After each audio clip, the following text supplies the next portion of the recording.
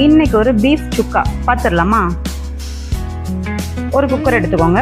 அதில் ஒரு 300 gram beef அதை போட்டுக்கோங்க. ஒரு பெரிய ஸ்பூனில் இஞ்சி பூண்டு பேஸ்ட்டு அதையும் போட்டுக்கோங்க. போட்டுட்டு சின்ன வெங்காயம், ஒரு கை நிறைய சின்ன வெங்காயம் எடுத்து போட்டு நல்லா கையில் ஒரு பெனஞ்சிக்கோங்க. கறியை நல்லா பெனஞ்சிட்டு கல்லுப்பு கொஞ்சம் போட்டுக்கோங்க. அதையும் போட்டு நல்லா பெனஞ்சிக்கோங்க.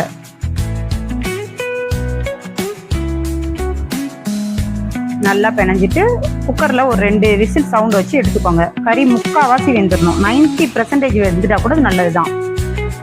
கடலெண்ணெய் சேர்த்துக்கிறேன் நான். தேவையான கடலெண்ணெய் சேர்த்துக்கோங்க. வெங்காயம் கொஞ்சம், ஒரு 2 காஞ்ச மிளகா கிள்ளி போட்டுக்கோங்க. கொஞ்சம் அது செவந்து வரட்டும்.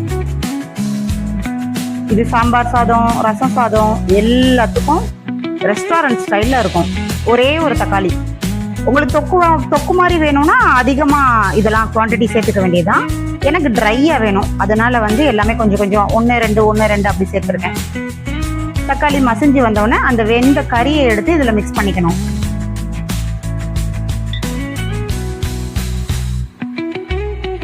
நல்லா பெரட்டி எண்ணெயில் வேக விடுங்க.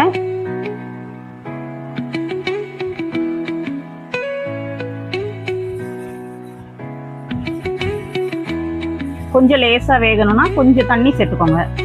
மஞ்சத்தூள் ஒரு 1/2 ஸ்பூன் மஞ்சத்தூள், அதையும் நல்லா மிக்ஸ் பண்ணிக்கோங்க. 90% வெந்துருச்சுன்னா கரெக்டாக இருக்கும். இதில் கொஞ்சம்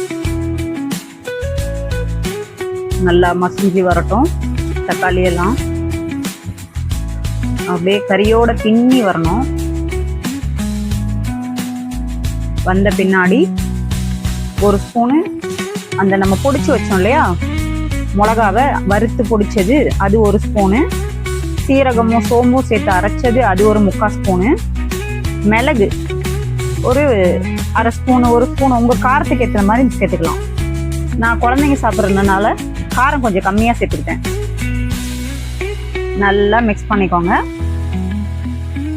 என்ன அதிகமாக வேணும்னா கொஞ்சம் அதிகமாக சேர்த்துக்கலாம். லிமிட்டாக வேணும்னா போதும். மிளகுத்தூள் நான் இன்னும் கொஞ்சம் சேர்த்துக்கிட்டேன். நல்லா மிக்ஸ் பண்ணிக்கோங்க. நல்லா அப்படியே சுருண்டு வரணும். சுருண்டு எண்ணெய் பிரிஞ்சு இப்படி வரும். இந்த ஸ்டேஜில் வந்தோடனே ரெடி ஆயிடுச்சு. எண்ணெய் சுக்கா ரெஸ்டாரண்ட் ஸ்டைலில் ரெடி. தேங்க்யூ ஃபார் வாட்சிங்.